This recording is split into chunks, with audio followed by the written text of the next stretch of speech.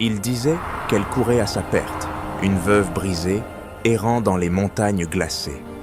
Ayanna Hale, seule après la mort brutale de son mari, défie le destin en cherchant un refuge secret dans les forêts du Wyoming de 1888. Mais ce qu'elle trouve et qui elle rencontre changera tout. Un guerrier apache, un abri sous la terre, une tempête mortelle. Leur histoire est celle du courage, de l'union face à l'impossible. Et si la fin n'était pas celle que vous attendez, une révélation bouleversante vous attend. Abonnez-vous, partagez d'où vous écoutez et plongez dans ce mystère. Que cache vraiment ce refuge? Pourquoi leur lien défie-t-il le monde? Le vent hurlait à travers les planches disjointes de la cabane, comme s'il voulait arracher les derniers vestiges de chaleur qu'Ayanna Hale s'efforçait de préserver.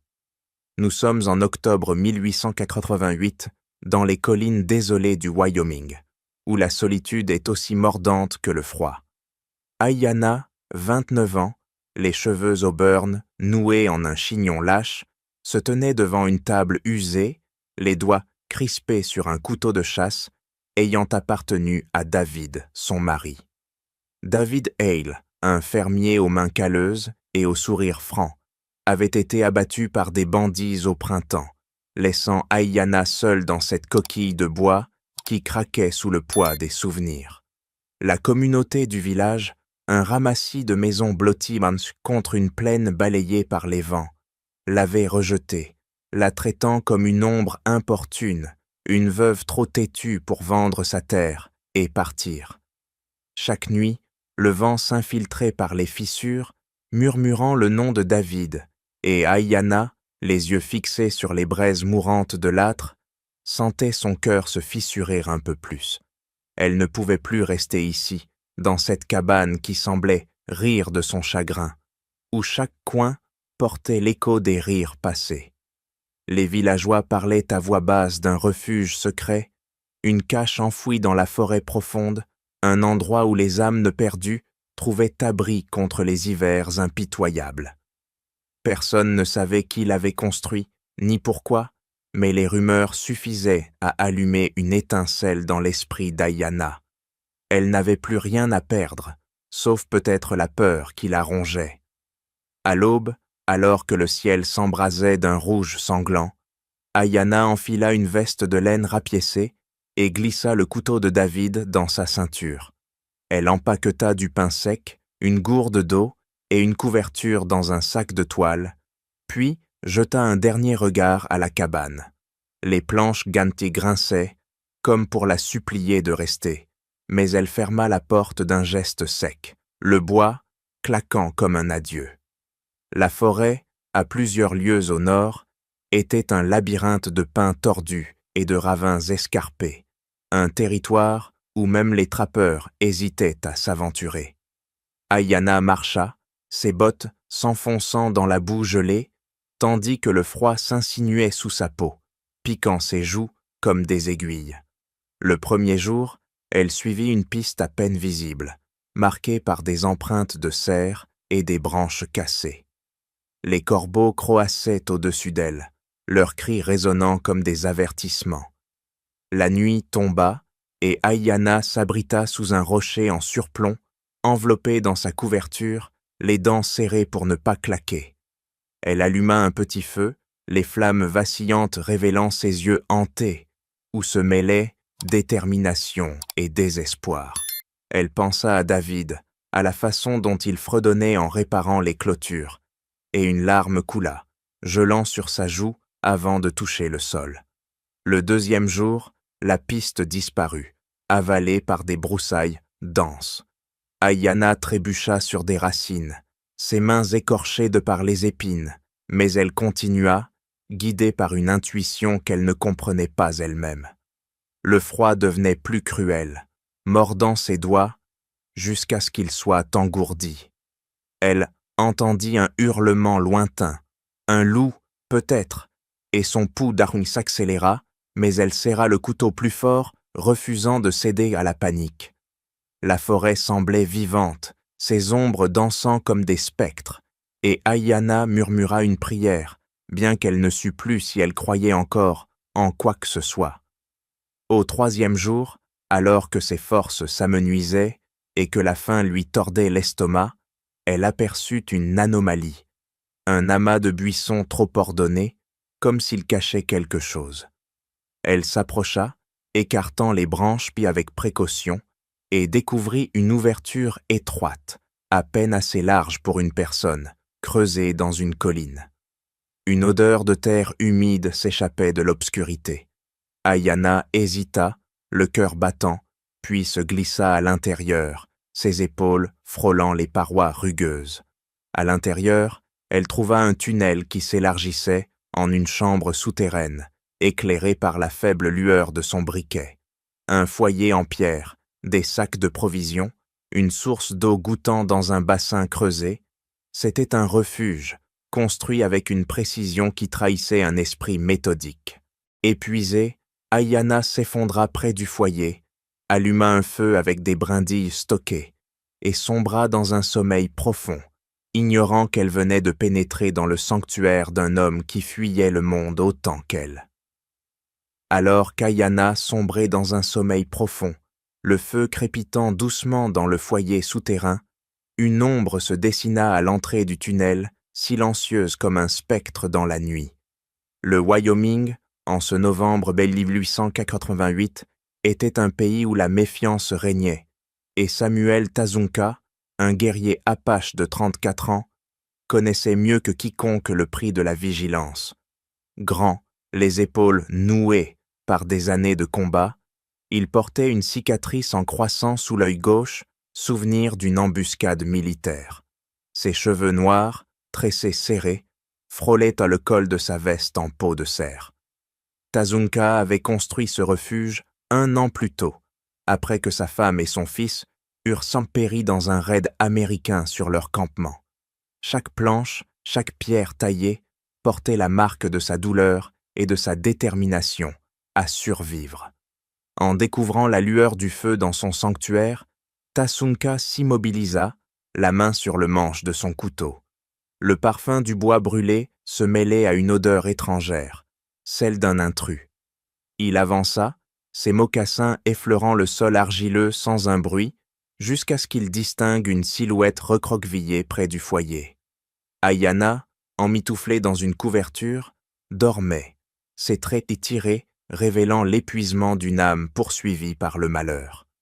Tazunka plissa les yeux, partagé entre la colère d'une intrusion et une curiosité qu'il ne s'expliquait pas. Qui était cette femme, assez audacieuse ou désespérée pour pénétrer son refuge? Il s'accroupit à quelques pas, étudiant son visage éclairé par les flammes, et décida d'attendre l'aube. Lorsque le premier rayon grisâtre perça les interstices de l'entrée camouflée, Aïana s'éveilla en sursaut, son souffle formant un nuage dans l'air frais. Ses yeux s'écarquillèrent en rencontrant ceux de Tazunka, sombres et insondables comme un lac gelé. Elle recula, saisissant le couteau de David, mais ses mains tremblaient, trahissant sa peur. « Qui êtes-vous » murmura-t-elle, sa voix rauque brisant le silence. Tazunka, immobile, répondit dans un anglais teinté d'un accent guttural. « C'est ma maison.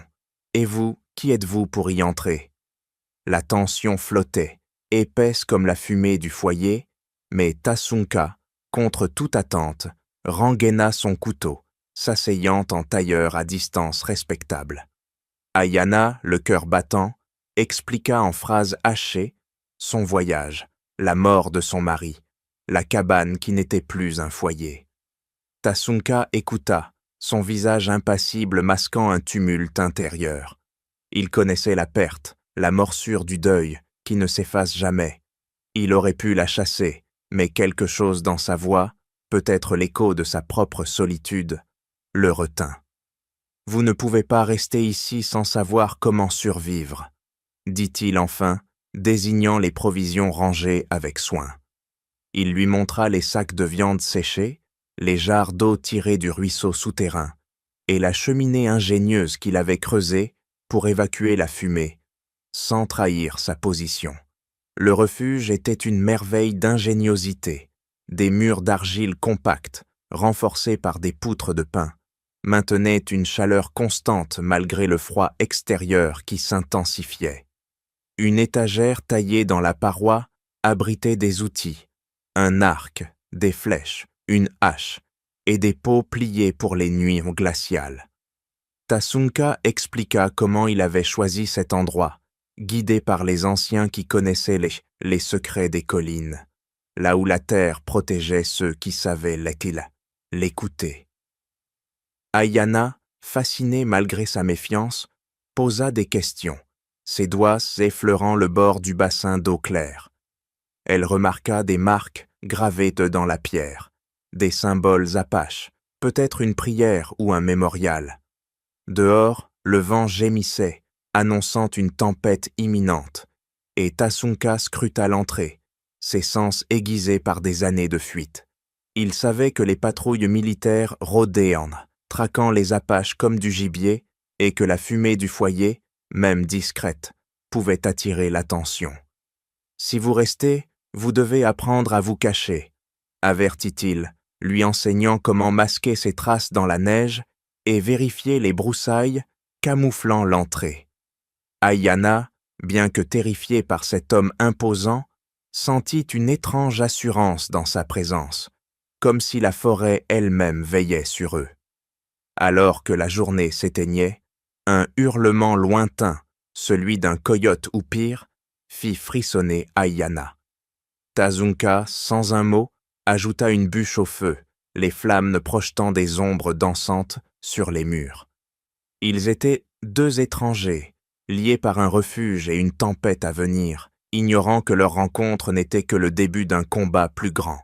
La nuit enveloppa le Wyoming, et dans l'obscurité, le refuge devint une île, un fragile bastion contre un monde qui cherchait à les briser. Alors que les flammes projetaient des ombres dansantes sur les murs du refuge, un silence lourd s'installa entre Ayana et Tasunka, seulement troublé par le gémissement du vent, au-delà de l'entrée camouflée. En ce novembre 1888, dans les entrailles d'une colline du Wyoming, deux âmes marquées par la perte se faisaient face face, leur monde aussi éloigné que les étoiles d'un ciel d'hiver. Ayana, les doigts tristes crispés sur la couverture, observait Tasunka, dont les yeux sombres semblaient scruter au-delà de sa peau, jusqu'à l'essence de son chagrin. La tempête grondait dehors, emprisonnant ces étrangers dans une intimité forcée, et ce qui avait commencé comme une rencontre méfiante s'apprêtait à devenir un échange qui défierait leur solitude. Le matin suivant, alors que la lumière pâle filtrait à peine dans le tunnel, Ayana se leva, déterminée à prouver qu'elle n'était pas un fardeau. Elle remarqua une pile de bûches mal alignées près du foyer et entreprit de les ranger, ses gestes précis, malgré ses mains, encore engourdies par le froid. Tasunka, occupée à aiguiser une flèche, l'observa en silence, une lueur d'approbation traversant son regard. « Vous ne restez pas immobile, » dit-il, brisant la tension. Ayana, essuyant la sueur de son front, répondit avec un sourire timide. « Rester immobile, c'est mourir, lentement. » Ces mots, simples mais lourds, résonnèrent dans la poitrine de Tasunka, lui rappelant les leçons de survie des anciens Apaches, où chaque mouvement était un acte de résistance. Ils commencèrent à parler, d'abord avec prudence, comme des marcheurs testant la glace d'un lac gelé. Ayana raconta la ferme qu'elle et David avaient eux-mêmes construite, les champs de blé qu'ils rêvaient se devoir pousser, et la nuit où les bandits avaient tout réduit en cendres, ne laissant que des cris et du sang. Sa voix tremblait, mais elle ne s'arrêta pas, comme si nommer la douleur la rendait moins écrasante. Tasunka, d'ordinaire avare de mots, se surprit à partager son propre fardeau. Il décrivit le campement apache incendié par les soldats, les rires de son fils étouffés par les flammes, et la promesse qu'il s'était faite de ne plus jamais plier sous le joug des envahisseurs. « Nous sommes différents, » murmura-t-il, « mais la perte nous parle la même langue. » Le refuge, avec ses murs d'argile et son feu constant, devint un confessionnal où leurs histoires s'entremêlaient. Ayana, fascinée par la résilience de Tasunka, lui demanda comment il avait appris à lire la forêt comme un livre, ouvert. Il lui enseigna à reconnaître les traces d'un cerf dans la neige, à écouter le vent pour prévoir une tempête, et à repérer les baies comestibles cachées sous le givre. En retour, Ayana partagea une astuce de son enfance dans une ferme du Missouri. Tresser des cordes robustes avec des fibres de lin sauvages qu'elle trouva près du ruisseau souterrain. Tasunka, impressionné par son ingéniosité, lui tendit une lanière de cuir pour renforcer son ouvrage, un geste qui scella une alliance naissante. Alors que la tempête s'intensifiait, faisant trembler les poutres du refuge, Ayana et Tasunka travaillèrent côte à côte pour renforcer l'entrée, entassant des pierres pour bloquer les courants d'air glacés. Leur silence, autrefois pesant, devinrent complices, ponctués de regards qui disaient plus que des mots. Ayana, en empilant les pierres, sentit une chaleur nouvelle, non pas celle du foyer, mais celle d'une connexion humaine qu'elle croyait perdue. Et si cette histoire, née dans l'ombre d'un refuge, pouvait changer des vies? Si vous ressentez cette étincelle, abonnez-vous à notre chaîne pour ne pas manquer la suite. Partagez cette aventure avec ceux qui aiment les récits de courage. Votre soutien nous aide à raconter ces destins qui méritent d'être entendus. Mais la paix était fragile. Une nuit, alors qu'ils partageaient un bouillon de viande séchée, Tasunka tendit l'oreille, alerté par un craquement anormal au-delà du tunnel. Il saisit son arc, ses muscles tendus comme une corde d'acier. « Ce n'est pas le vent », murmura-t-il, son souffle formant un nuage dans l'air. Ayana, le cœur battant, empoigna le couteau de David, prêt à défendre ce refuge qui était devenu plus qu'un abri, un lieu où deux âmes de brisés apprenaient à se reconstruire. La tempête hurlait, mais un danger plus grand rôdait, tapi dans l'obscurité, prêt à tester leur fragile unité. Alors que l'écho du craquement résonnait encore dans l'obscurité, Tasunka, arc en main, se glissa vers de l'entrée du refuge, son ombre se fondant dans les murs d'argile comme un fantôme du Wyoming. En ce décembre 1888, la tempête hurlait avec une fureur qui semblait vouloir déchirer la forêt, mais un danger plus insidieux rôdait, porté par des bottes humaines et non par le vent. Ayana, le couteau de David serré dans sa paume, suivit Tasunka, son souffle rapide trahissant une détermination forgée dans l'épreuve. Le refuge, autrefois un sanctuaire, était maintenant une forteresse assiégée, et leur fragile alliance allait être mise à l'épreuve par une menace qu'aucun d'eux n'avait anticipée. Dans le tunnel étroit, Tasunka s'arrêta, l'oreille collée à la paroi, ses sens aiguisés par des années de traque et de fuite. Un murmure étouffé, presque avalé par le blizzard, lui parvint. Des voix d'hommes, des ordres aboyés dans la nuit. Une patrouille militaire, sans doute à la recherche d'Apaches en fuite, avait repéré la fumée discrète du foyer, un fil ténu qui les avait conduits jusqu'à cette colline. Ayana, devinant la gravité dans les yeux de Tasunka, murmura. « Combien sont-ils » Il leva 3 doigts, puis désigna l'entrée camouflée, où les broussailles s'étrempées de neige pouvaient trahir leur position à tout moment. Sans perdre une seconde, Tasunka entraîna Ayana vers l'arrière du refuge, où une pile de cordes tressées, celle qu'elle avait fabriquée, reposait près des outils. « On va les ralentir », dit-il, sa voix basse comme le grondement d'un orage lointain. Ensemble, ils improvisèrent des pièges, des cordes tendues à ras du sol dans le tunnel, reliées à des pierres suspendues, prêtes à s'effondrer sur quiconque avancerait sans prudence. Ayana, les doigts agiles malgré le froid, noua les cordes avec une précision qui surprit Tasunka, dont le regard s'adoucit l'espace d'un instant. Ils renforcèrent l'entrée avec des branches épineuses, transformant l'accès en un goulot d'étranglement mortel. Dehors, La tempête masquait leurs préparatifs, le vent hurlant comme un allié involontaire. Tazunka, accroupi près de l'entrée, tendit à Aïana une dague apache, son manche gravée de motifs en spirale. « Si ça tourne mal, vise la gorge ou le genou, » murmura-t-il, son ton dénué de peur mais chargé d'une gravité qui fit frissonner Aïana. Elle hocha la tête, la lame étrangère dans sa main, lui rappelant qu'elle n'était plus seulement une veuve en deuil, mais une combattante défendant un refuge qui incarnait leur survie. Ils se postèrent dans l'ombre, Tazunka avec son arc bandé, Aïana prête à déclencher le premier piège, leur respiration synchronisée dans l'attente. Les minutes s'étirèrent, chaque craquement de la neige amplifié par l'adrénaline. Puis, un bruit net, le frottement d'une botte contre les broussailles.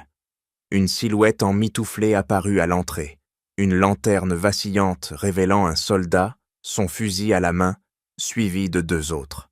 Tazunka murmura un ordre, et Aïana tira sur la corde, libérant une cascade de pierres qui s'abattit avec un fracas assourdissant. Le premier soldat s'effondra, son cri noyé par le blizzard, tandis que les autres reculèrent, désorientés. Tazunka décocha une flèche, précise comme un faucon, qui cloua la main d'un second soldat à son fusil, le forçant à lâcher son arme. Le chaos s'installa. Les soldats, pris au piège dans le tunnel étroit, trébuchèrent sur les cordes, déclenchant d'autres pièges. Aïana, galvanisée, lança une branche enflammée tirée du foyer, illuminant le tunnel et semant la panique. Les flammes, bien que faibles, suffirent à faire reculer les intrus, qui battirent en retraite dans la tempête, leurs jurons avalés par le vent. Tazunka, sans perdre un instant, scella l'entrée avec une lourde pierre, enfermant le refuge dans un silence oppressant. Il se tourna vers Aïana, son regard mêlant respect et une pointe d'étonnement. « Tu n'es pas une fermière, » dit-il, presque à lui-même. Épuisés, ils retournèrent près du foyer, où les flammes luttaient pour repousser l'humidité glaciale qui s'était infiltrée. Aïana, encore tremblante d'adrénaline, réalisa que leur victoire était temporaire.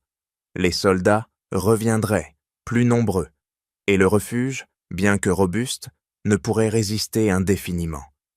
Tazunka, comme s'il lisait ses pensées, s'assit en face d'elle, nettoyant la lame de sa dague. « On ne peut pas fuir éternellement, » dit-il, ses mots pesants comme le fer. Aïana, les yeux fixés sur les flammes, sentit une résolution nouvelle s'ancrer en elle. Ce refuge n'était plus seulement un abri, c'était un symbole de leur refus de plier, un défi lancé à un monde qui voulait les briser. Alors que les flammes vacillantes du foyer repoussaient de l'humidité glaciale, Aïana, le regard perdu dans leur danse hypnotique, sentit une résolution nouvelle s'enraciner en elle, comme une graine défiant le gel du Wyoming. En ce janvier 1889, la tempête qui avait ébranlé la forêt s'apaisait, laissant derrière elle un silence fragile, presque irréel, où chaque craquement semblait annoncer un nouveau danger. Le refuge, désormais plus qu'un abri, était devenu un symbole de leur résistance, mais Aïana et Tazunka savaient désormais que leur victoire contre les soldats n'était qu'un sursis. La forêt, avec ses pins tordus et ses ravins drapés de neige, restait un territoire hostile, où la paix était aussi fugitive qu'un cerf dans la brume. À l'aube, Tazunka entr'ouvrit l'entrée, révélant un monde transformé. La neige s'amoncelait en vagues sculptées par le vent, scintillant sous un ciel d'un bleu cruel. Le froid, bien que moins mordant, pinçait encore la peau, et Aïana, enveloppée dans une peau de bison prêtée par Tazunka, scruta l'horizon. Aucun signe des soldats, mais leurs traces, à moitié effacées par la tempête, serpentaient Vindy vers le nord, suggérant une retraite temporaire. « Ils reviendront », murmura Tazunka, son souffle formant des volutes dans l'air glacé. Il désigna un éperon rocheux, à l'ouest, où il pourrait construire un poste d'observation pour guetter les intrus. Ayanna acquiesça, ses doigts serrant le manche de la dague Apache, désormais aussi familière que le couteau de David. Plutôt que de fuir, ils décidèrent de fortifier leur position, transformant la colline en un bastion durable. Tazunka, avec l'instinct d'un chasseur, explora les environs, dénichant un bosquet de jeunes pins, dont le bois servirait à bâtir une cabane à flanc de colline, à quelques pas du refuge souterrain. Ayanna, dont les mains portaient encore les cales de son labeur à la ferme, abattit les arbres avec Yosunduidzetaps avec une hache, ses coups rythmés résonnant comme un défi à la forêt silencieuse. Ensemble, ils traînèrent les troncs, jusqu'au site, leurs muscles protestant sous l'effort, mais leurs regards échangés trahissaient une camaraderie forgée dans l'adversité. La cabane, modeste mais robuste, avec un toit de branches entrelacées et de boue séchée, devint une extension du refuge, un symbole de leur volonté de ne pas seulement survivre, mais de vivre. Les jours suivants, ils perfectionnèrent leur nouveau foyer. Ayanna creusa un petit canal pour détourner l'eau du ruisseau souterrain vers un réservoir extérieur, facilitant l'accès à l'eau sans exposer l'entrée du refuge.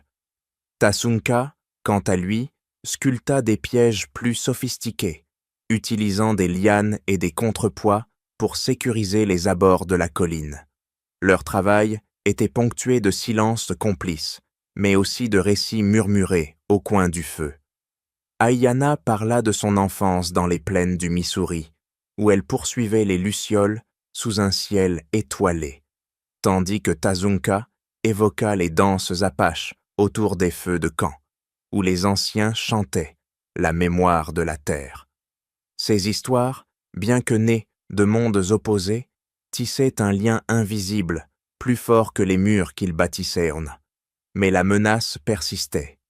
Une nuit, alors qu'ils surveillaient l'éperon rocheux, une lueur vacillante apparut au loin. Un feu de camp, trop organisé pour être celui de trappeurs. Tazunka, les yeux plissés, estima qu'une nouvelle patrouille, plus nombreuse, approchait, peut-être renforcée après leur échec. Ayanna, refusant de céder à la peur, proposa un plan audacieux, allumer un faux feu à 1 mile de là pour détourner l'attention.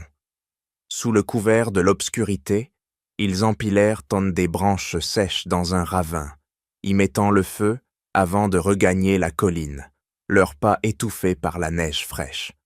Le stratagème fonctionna, les soldats, attirés par les flammes, s'éloignèrent, laissant à Ayanna et Tazunka un répit précieux. Lorsque le printemps pointa, timidement, avec des bourgeons perçant la neige fondante, la cabane était achevée, et le refuge souterrain restait leur secret. Ayanna et Tazunka, désormais partenaires dans un combat qui allait au-delà de la survie, décidèrent de rester, non pas comme des fuyards, mais comme des gardiens de cette terre. Ils commencèrent à enseigner leurs techniques, pièges, construction, gestion de l'eau, à quelques apaches errants et à des pionniers désabusés, formant une communauté naissante, unie par le respect mutuel. Leur refuge, jadis un abri contre la tempête, était dès maintenant un phare, prouvant que même dans un monde déchiré par la haine, 2 âmes pouvaient bâtir un avenir. Alors que le soleil se levait sur la forêt, peignant les pins d'or, Ayanna et Tazunka se tenaient côte à côte, prêts à affronter ce que le Wyoming leur réservait. Cette histoire d'Ayanna et Tazunka, née dans l'ombre d'un refuge, montre que le courage et l'unité peuvent triompher des tempêtes les plus cruelles. Qu'en pensez-vous? Partagez vos réflexions sur ce récit de résilience et de liens humains. Vos mots comptent, pour nous. Nous sommes reconnaissants de vous avoir accompagnés dans cette aventure au cœur du Wyoming sauvage.